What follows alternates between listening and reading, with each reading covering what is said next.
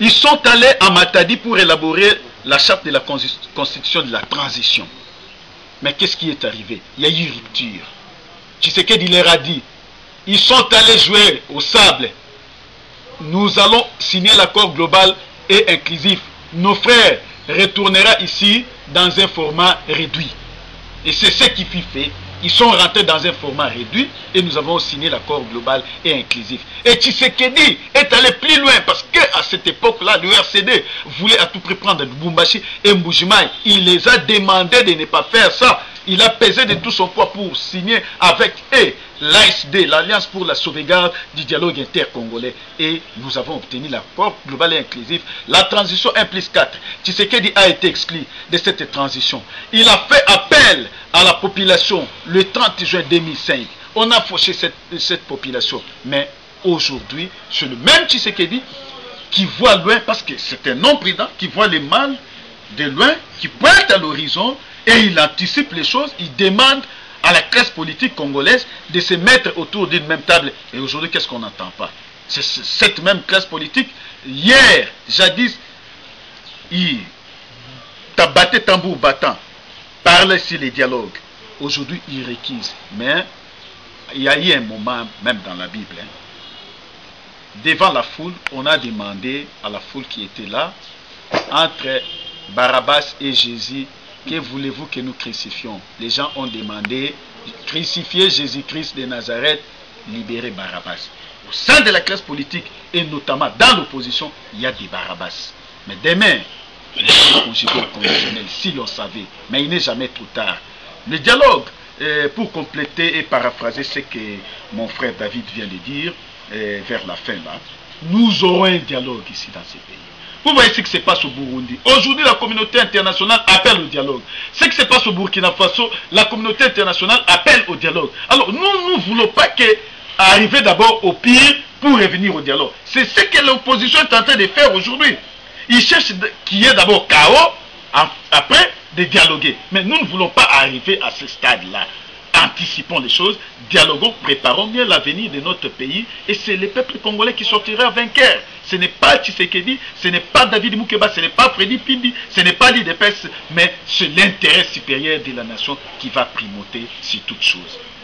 Monsieur David Moukeba, si vous avez un mot à compléter sur ce que vient de dire Monsieur Mpindi. Oui, j'allais compléter pour dire, on reconnaît la force d'un leader visionnaire lorsqu'il sait dire non pendant que tout le monde dit oui. Et lorsqu'il peut dire oui pendant que tout le monde dit non. Ça, c'est un leader. Et au finish, on finit toujours, n'est-ce pas, par lui accorder des crédits et le bénéfice des crédits de ce qu'il a dit.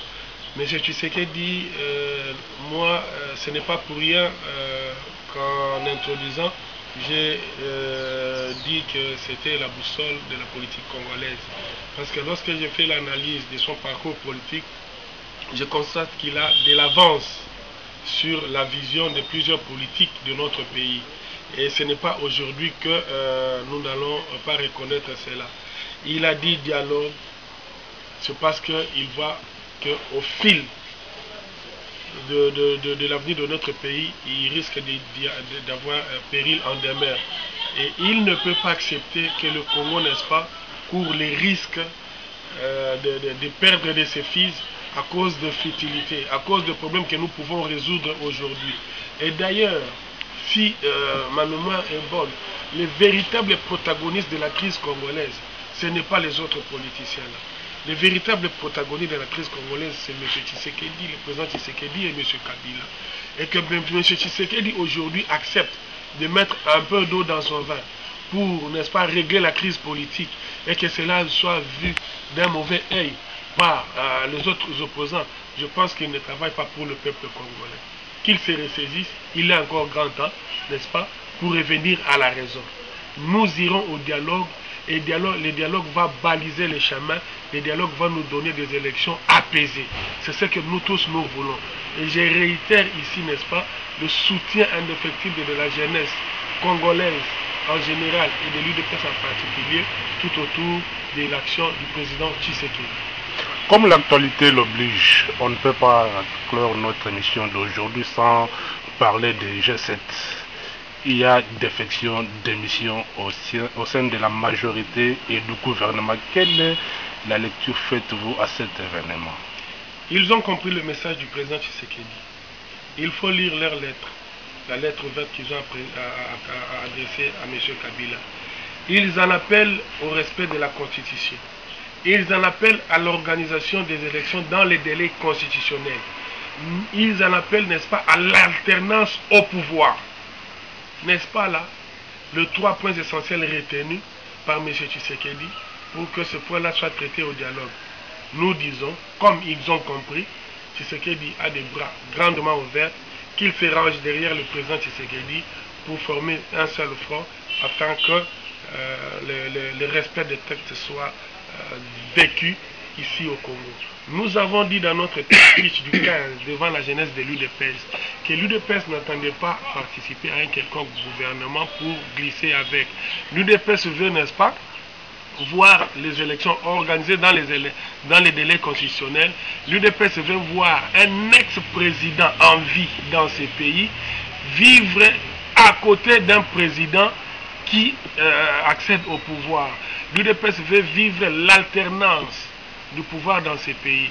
Et pourquoi hésiter pour offrir ce bel exemple-là, n'est-ce pas, au peuple congolais, en Afrique et au monde tout entier? Je pense qu'il est grand temps pour que ceux de la majorité comprennent que c'est déjà, n'est-ce pas,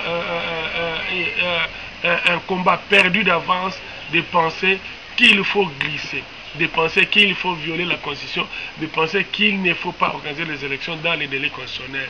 Que les journées du 18, 19 et 20, n'est-ce pas, soient un bel exemple pour eux. Nous ne voulons plus vivre cela.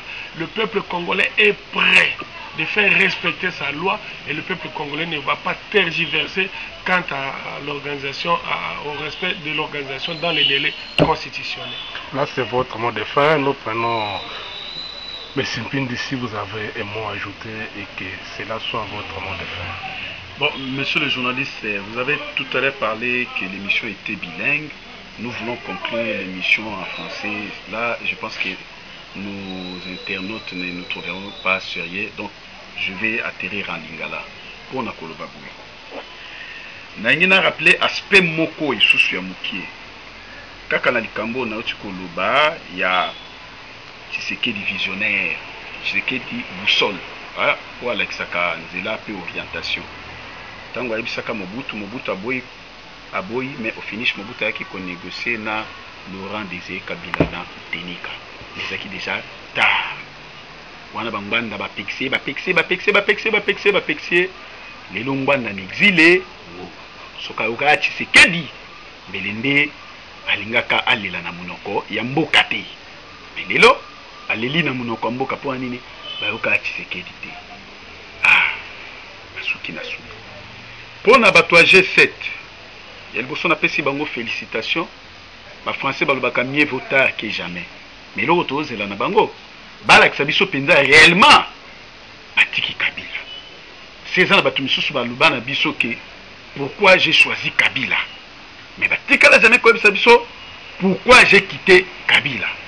Bango pe balobi na biso ke balingi élection na délai constitutionnel. Balakisa biso yango sur le terrain. Etienne Tshisekedi aza prêt ya koyamba bango baya Olivier Kamitatu aza mwana mboka. Mwando Simba aza mwana mboka. Lutundula aza mwana mboka. Pierre Lumbi aza mwana mboka. Josué Edundu Bononge aza mwana Kanga mwana mboka. Ozui lisusu Papa Gabriel Kyungu wakumwanza. Aza mwana mboka. Et puis na 7e alimbisanga parce que Kombo ezobunga. Pardon Bakoki hein. Donc baza bango nyonso bana mboka. Balakisa biso réellement que batiki Kabila. Soki bondimi omoni ba avantage bino bozui pendant 15 ans ya Kabila na pouvoir. Bolakisa penza ki botiki ye bosala action sur terrain o ekolakisa ki botiki. Parce que bo banda ko sala ba conférence na ba Fleuve Congo Hotel té parce que ko banda ko kambisa biso banda chabiso na doute parce que Fleuve Congo Hotel ezali à 100 mètres ya résidence ya Kabila. Gère atiki bino bilo non. Bo sala conférence de presse na terrain ezala na nsima na biso ya nini terrain Allemagne boye kosala conférence na Bandal boke kosala conférence na Kaluka boke kosala conférence na Masina na Kimbantseke na vie ya Kinshasa wa esika couche ya population ezali mais so bobandi kaka ne bandeli boye bokende ekopesa population doute pour natangaki mukanda na bino natangi yango namoni que non oui vous allez na raison vous en avez raison donc vous rejoindre na bino kaka papa Etienne Tshisekedi wa Mulumba malgré que au milisaki biso ba lacrymogène kanga biso biloko wana nyonso tout mais lelo tango vous comprendre la porte est grandement ouverte vous allez makambo te ke oh tout ça va sentir non la politique soit tous en la majorité soit tous en opposition biso en Afrique principalement na Congo na ba makambo wana ba sentir se bandi na te parce que bato ko ba ko situer bino te yo za na katikati bon donc sombo le beti l'opposition ke buso non bopo na camp et puis quand yo na kotanga bino et si bopo na ki camp ya changement pour ils allaient prôner pas Etienne Tshisekedi wa Mulumba mais boke ba pe na bazie du oyo ba kosala bino na opposition et koluka et discréditer bino na combat lelo on a osinga na ba internaute et ba ndeko nyonso tout topesa confiance et pas Etienne Tshisekedi aperçu historique Muketo Sali. Je pense que dans les jours à venir pour développer un autre on a un programme au moins on a tenir dans le sport parce que c'est depuis 5h du matin neto bandaki pour échanger sur la politique et la nation ndewe kokuta biso na moment donc solo bato bakolanda biso topesi bango merci mingi vraiment na mikili ya poto pe na mboka na biso ya solo mo na mboka Fredi Mpindi balandio mais tozo pe ndeko David Mukebalo batama mukena lingala otosi émission sokolo o pesa nga maloba la lingala tena nga na réclamer nga moko o ifale nga pena loba la lingala bon nga ngina loba mingi na lingala na ngina lobela bandeko na biso oyo bazo mibenga baza ba opposant n'est-ce pas mais bazo distraire peuple congolais et belé kati na bango baza ko mibenga baza ba élève ya président Tshisekedi balati ba moniere koleka esika nyonso tu bisonde toyebi Tshisekedisme bisonde to umeli na école na ye toza ba fuyi école na ye mais nazana mawa ya koyebisa bango te élève oyo aza mwana mayele tango a comprendre leçon ya molakisité ayaka na lito ya maître na ye po tuna maître l'équation opesaki na comprendre te eza ndenge nini expliquer nga yango mpona lobela yango bien wana nde mwana oyo landima te ya molakisi na ye bien mais nazo constater que bango batikala kozala ba élève ya Tshisekedi te batikali pe comprendre matière ya Tshisekedi te ou de même malgré ba minière na bango bazolata comprenez et mawana bango ezali nini mawana bango ezali que baza sous la malédiction donc il est grand temps pour na bango oya zaki molakisi na bango abwakeli bango susu mbela bozonga na me eteyelo bolanda susu mate ya bien soki bo comprendre te botika kokosa peuple congolais botika ko distraire ye moto lokwa Tshisekedi lelo oyo na mbula oyo azali akoko ndima te lutte nyonso to asali ezala comme un coup d'épée dans l'eau a effacer yango lokola mopepe pona koya kozala lelo ministre to vice président Tshisekedi ni encore moins mwana na ye akende kondima ko cracher sur lutte oyo papa oyo asali pendant bataille belé.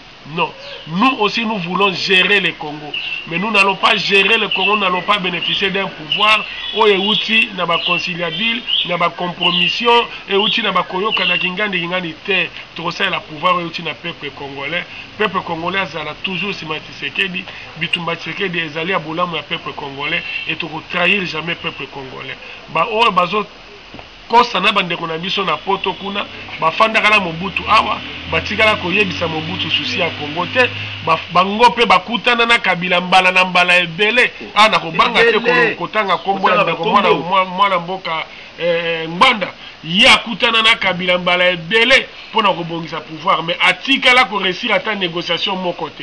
Alors soki azana mutu ya négociation te soki mutu na ezali kaka ya koyekola ndenge nini ya ko continuer kozala terminator tawana eseli ndeko David terminator ezali yo obundia wate babetyo masasi wana kisasa te nzambe da sali ugase yo ndo za vrai terminator parce que mutu azoloba libanda aza péré ozobanga terminator ayaka ko affronter régime awa abibisa biso 17 fois ndengwanda lwake Kabila kufa babomi pendant 17 fois Kabila ngo akufa kaka te azalaka vivant siko nani akosa nani nani azokosa nani toyebi na biso bakano nyonso to teza maloba po na ndeko David nangaka na cheka Mungu na munoko a continuer na bamoni Mungu na wesali penza bien habillé yango donc bato ba comprendre makambo tozoloba ba comprendre bazongela nzela ya bosembo biso soza enfant prodigue ye muto akoboya yo azate tant tozobunda na Congo awa toza na souci ya Congo bref bazala na kondima bazala na espoir pe batia confiance na bango na lutte tozosala na côté ya Tshisekedi ete kopesa biso ba issue favorable et kozala na intérêt ya peuple congolais. Merci ndeko Nix. Merci mingi ndeko. Merci mingi ndeko Fredy Mpindi tosukisi masolo na biso mokolo ya lelo. Matondo mingi na mwana mboka Jano Kabuya bisika ozali na kanisi bana mikili na sita bana miki bakolanda yango elongo na congodirect.info. Daniela Victoria Certa oyebile kaka ndenge osalaka elema yango Rosaline Mbombo Patrick Kapeta gouverneur Bruno Bula émission na bino yango bobino betaka masolo likolo Papa Godé Mbala émission ezokomela na kati ya Hollande oyebika ndenge osala mama bibiche eza ya bino monde entier partout dans le monde bino bozali kolanda émission oyo boyoka pe kopesa ba commentaire na bino po tozali kozela yango merci mingi.